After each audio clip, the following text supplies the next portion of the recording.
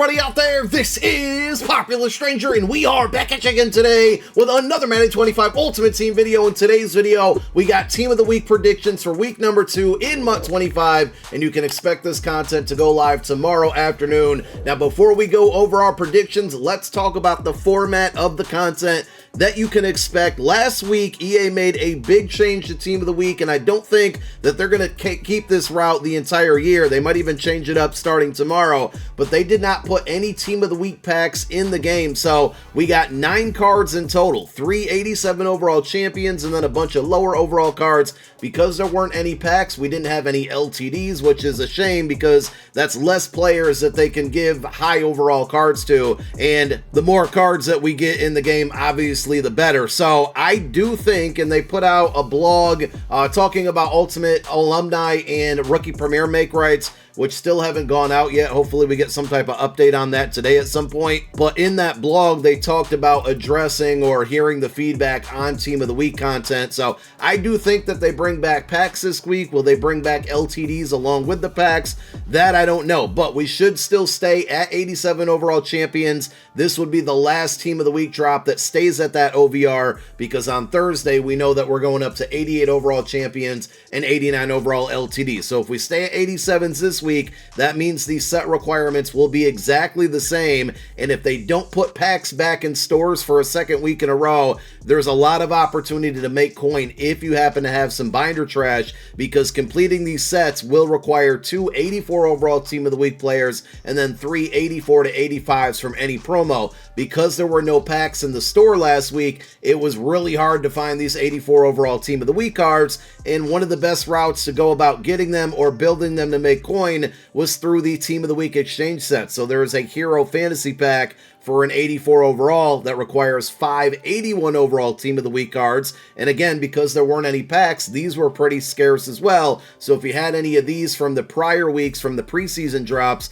these were selling for like 30,000 coins. And if you wanted to build those, you could take your binder trash and go over to this 81 overall Team of the Week Elite Fantasy Pack, which required 379 or 80 overalls. Basically, 79s were going for about 10, 11, 12,000 coins early on. I'm sure they've come down in price since then, and I'm not by any means saying that you should go in and invest in these, but if EA doesn't put packs back in the store for week 2 of Team of the Week, you're going to see 79 skyrocket because people are going to need 79s to build the 81s. You're going to see the Team of the Week 81 skyrocket again as well because people will need those to build the 84s, and the 84s are going to be expensive as well because you're going to need those for the 87. So again, I want to stress, I'm not saying that this is going to be the coin making method again, but if EA doesn't put packs in stores for a second week in a row, that's exactly what's going to happen. So let's go ahead and go through our predictions, and we're going to start on offense at the quarterback position.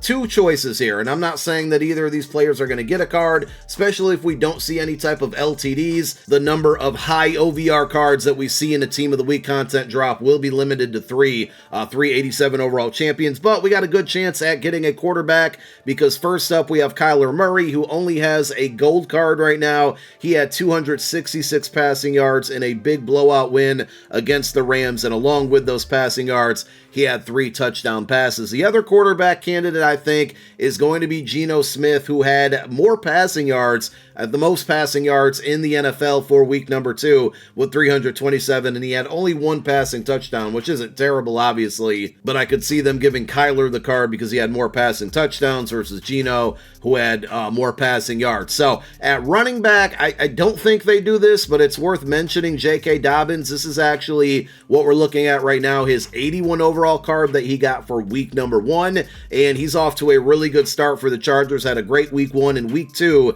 he had 131 rushing yards and 1 touchdown. So we've seen it happen before where some players have got a Team of the Week card in back-to-back weeks, but I don't think it happens because Alvin Kamara exists. Now, this one's tough as well because he had 4 touchdowns in 1 game, and normally you would think that that would warrant some type of card from the Team of the Week promo, but we saw that with Saquon Barkley last week, and he didn't get a card. Now, he only had 3 touchdowns. Obviously, 4 is bigger than 3. I knew that because I'm good at math, but Kamara just got a card recently from the Game Time promo, so does he get snubbed in Team of the Week, or did they do the right thing and give him a card for his 4-touchdown performance? He had 115 rushing yards and 3 touchdowns on the ground, and then 2 catches for 65 yards, and adding another touchdown there for 4 total. So I could definitely see them giving him an 87, but I also could see them not doing it. Number one, because he already has this 84 overall, and number two, there was roughly like 6 really good wide receiver performances,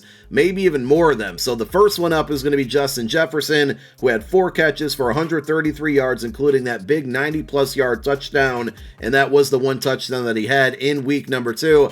I don't think they'll give him a card, though. Justin Jefferson is too big of a name, too high profile of a player, and too good of a potential card to be using on a Team of the Week promo. I think he gets a card for a bigger promo, or maybe even LTD. So I don't think he gets a card, but definitely worth mentioning. Same thing with Marvin Harrison Jr., who had his first breakout game of more than likely many in his young NFL career. So the Cardinals and Kyler Murray cooked, and so did Marvin Harrison Jr. 4 catches, 130 yards, and 2 touchdowns, but he does have this 86 overall AKA card, so there's about a negative 99% chance that he gets a Team of the Week card, but a performance like that is certainly worth mentioning. DK Metcalf, pretty good candidate here, 6'4" receiver. We know he's going to get good speed. They usually kind of shaft him on the route running and the catching, but we'll see what happens. He had 10 catches in week 2 for 129 yards, and that 1 touchdown pass that we talked about earlier that Geno Smith threw, well, it went to DK Metcalf. So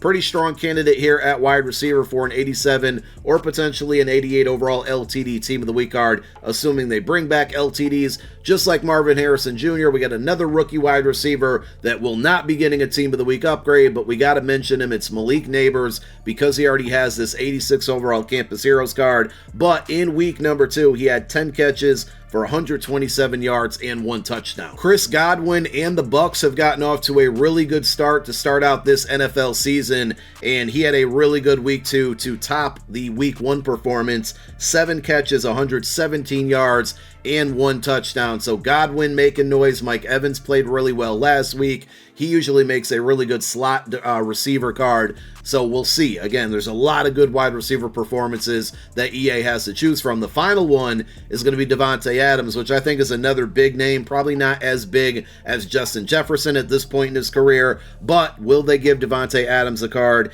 in that shocking win? Raiders over the Ravens. I didn't expect that one at all. Davante Adams was very, very crucial in that W with 9 catches for 110 yards and 1 touchdown receiving. Now over to the defensive side of the ball, and it is worth mentioning that we can potentially see champions who lost games, because we saw it happen last week. So Jermaine Pratt's going to be one of them. I don't think he gets a champion card, but he had 16 total tackles in week number 2 with 1 forced fumble. I already know I'm going to butcher this guy's last name, and if I do, just sue me or something. It's going to be Henry Tutu. In the win over the Bears on Sunday Night Football, he had a total of 13 tackles and 1 sack.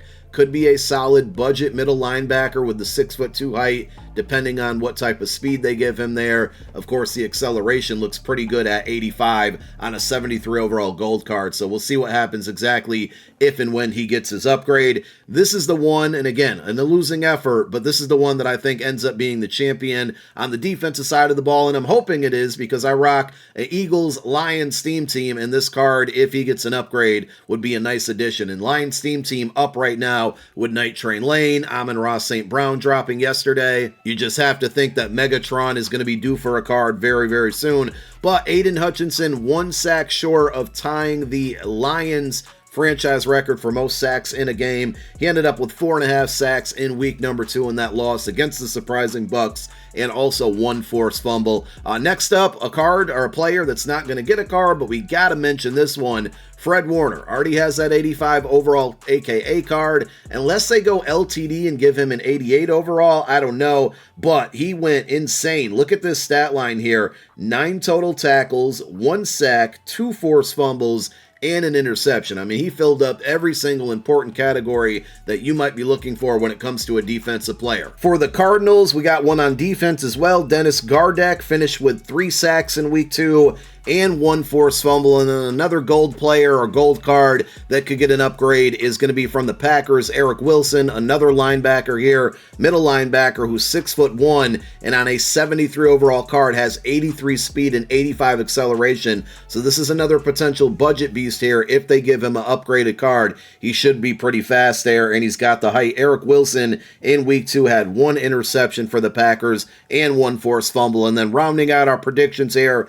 this one pains me. It probably won't happen because EA doesn't tend to give players who had a good Monday Night Football performance cards, but Jesse Bates finished the game in week 2 with that come from behind win. Still painful as an Eagles fan here, but Jesse Bates, 12 total tackles and the game-sealing interception at the end there. And there you have it. Those are our week 2 predictions for Team of the Week in MUT 25. If I snubbed anybody, if there's anybody that I did not mention that you think I should have, leave it down below in the comment section, and we should get some teasers for week 2 of Team of the Week content tonight on Twitter, with those full reveals taking place tomorrow morning on GMM. And of course, the content should be in the afternoon, normally 1:30 p.m. Eastern time, but we've seen that promo more than any promo get pushed back, so we'll just assume that it's going to be out in the afternoon. Just a quick reminder, I am headed on vacation tomorrow morning, and by the time I land in Hawaii, it's going to be like 8 o'clock on the East Coast, so I might not even drop a Team of the Week video tomorrow, or if I do, it's going to be really